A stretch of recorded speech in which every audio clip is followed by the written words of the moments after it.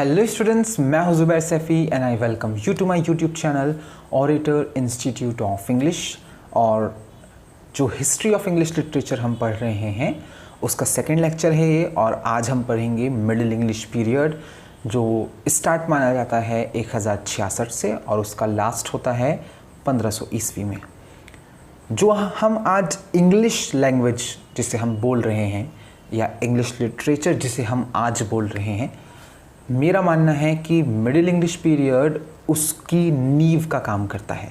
इसी पीरियड में वो नींव रख दी गई थी और उसके ऊपर जो इमारत आज हम देख रहे हैं वो इमारत बनी। इसमें भी बहुत कुछ बताने को नहीं है क्योंकि शुरुआती एक पीरियड है, लेकिन जैसे जैसे पीरियड्स आगे बढ़ेंगे तो लेक्चर्स की लेंथ थोड़ी बड़ी होती चली जाएगी ऑब्वियसली। और वैसे भी जैसे हमने आपको पहले भी बताया था, ये इंट्रोडक्टरी सीरीज़ है, सिर्फ पीरियड्स का एक इंट्रोडक्शन दिया जा रहा है आप लोगों को।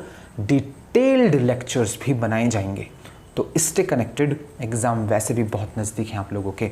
तो चलिए स्टार्ट करते हैं लेक्चर। चैनल को सब्सक्राइब कर लें अगर नहीं किया है अभी तक।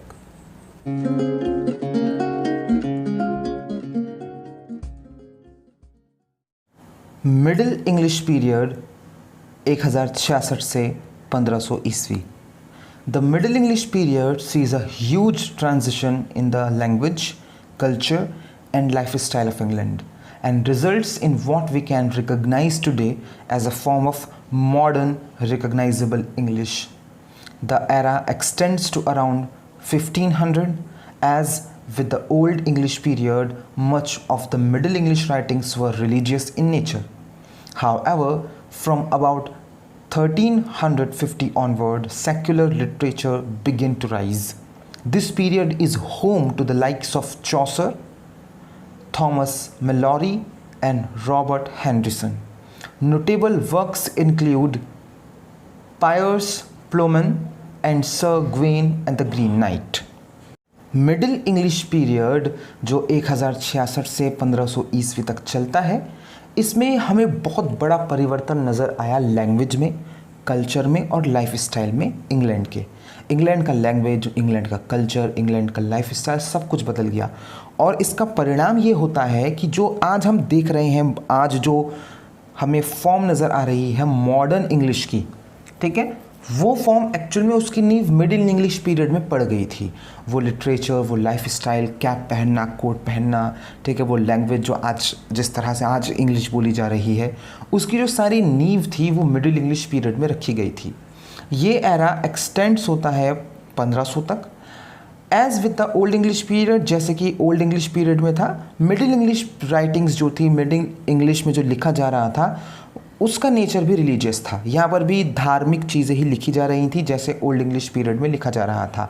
हाँ, 1350 आते आते कुछ सेक्युलर लिटरेचर जो है वो उठ खड़ा हुआ था, सेक्युलर लिटरेचर लिखा जाने लगा था, क्योंकि इस पीरियड तक तो जो कंजर्वेटिव क्रिश्चियनिटी है वो ही लिखा पढ़ा जा रहा था और कुछ रेस्ट्रिक्शंस भी थे राइटर्स के ऊपर कि वो इसी तरह से लिख सकते थे।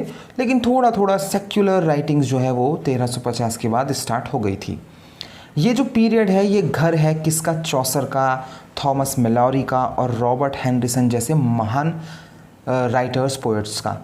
इस पीरियड के 1066 से 1500 तक का जो पीरियड है, इसमें जो वैसे तो बहुत सी रचनाएं हैं जो अच्छी हैं, लेकिन दो रचनाओं का नाम आपको याद रखना है जो इस पीरियड की हैं, बहुत फेमस हैं। पहली है पायर्स प्लोमैन और दूसरी है Sir Gawain and the Green Knight. Piers Plowman तो विलियम लैंगलैंड ने लिखी थी, ये एक नरेटिव पोयम है। दूसरी तरफ जो रचना है Sir Gawain and the Green Knight, वो भी एक पोयम है और ये एक स्टोरी है और बेहतरीन एग्जाम्पल होता है ये आर्थुरियन स्टोरीज़ का। खैर इसकी डिटेलिंग में नहीं जाएंगे हम। और ये लिखी है सर गवेन ने और ये गवेन पोएट है एनोनिमस, उनकी लिखी हुई रचना है।